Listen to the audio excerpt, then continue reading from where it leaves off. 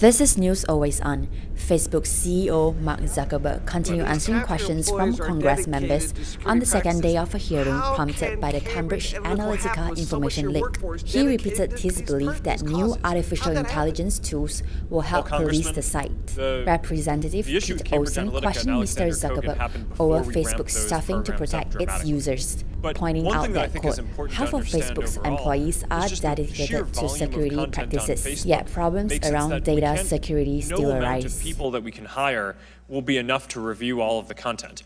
We need to rely on and build sophisticated AI tools that can help us flag certain content. And we're getting good in certain areas. One of the areas that I mentioned earlier was terrorist content, for example, where we now have AI systems that can identify and take down 99% of the Al-Qaeda and ISIS-related content in our system before someone, a human, even flags it to us. Should Facebook enable illegal online pharmacies to sell drugs such as oxycodone, Percocet, Vicodin without a prescription?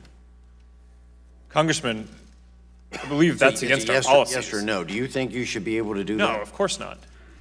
But your platform is still being used to circumvent the law and allow people to buy highly addictive drugs without a prescription.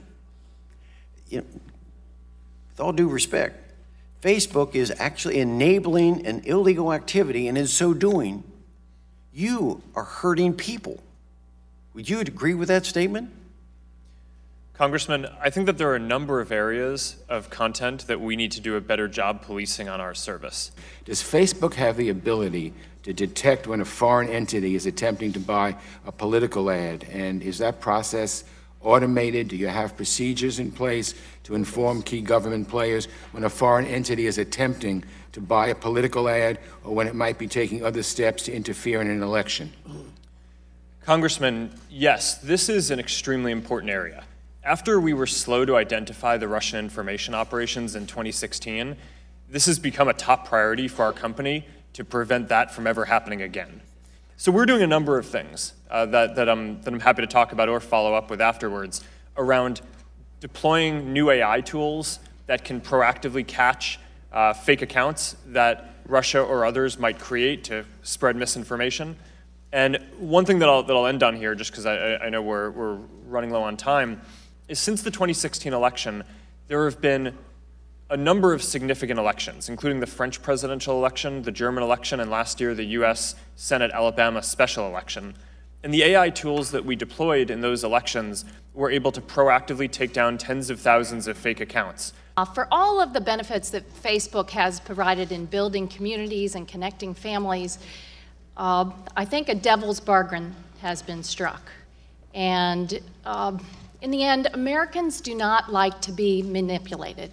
They do not like to be spied on. We don't like it when someone is outside of our home watching. We don't like it when someone is following us around the neighborhood, or even worse, following our kids or stalking our children. So you're collecting data outside of Facebook. When someone goes to a website and it has the Facebook like or share, that data is being collected by Facebook, correct?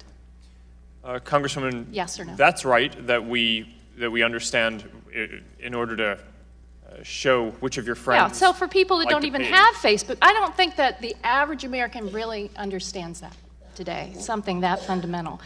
And that you're tracking everyone's online activities, their searches. You can track what people buy, correct? Congresswoman, you're collecting that data, what people purchase online. Yes or no? Actually, if they share it with us, but Congresswoman, because it has a share button, so it's gathering. Facebook has the application. In fact, you patented applications to do just that. Isn't that correct? To collect that data. I don't think any of those buttons share transaction data. But broadly, but they track you. You're collecting medical data, correct, on people that are on the internet, whether they're Facebook users or not, right? Congresswoman, yes, we collect some data for security purposes. And you're collecting, you watch where we go. Senator Durbin had a funny question yesterday about where you're staying, and you didn't want to share that, but Facebook also gathers that data about where we travel. Isn't that correct? Congresswoman, everyone has control over how that works. I'm going to get to that, but yes, you are. Would you just acknowledge that, yes, Facebook is, that's the business you're in, gathering data and aggregating that data?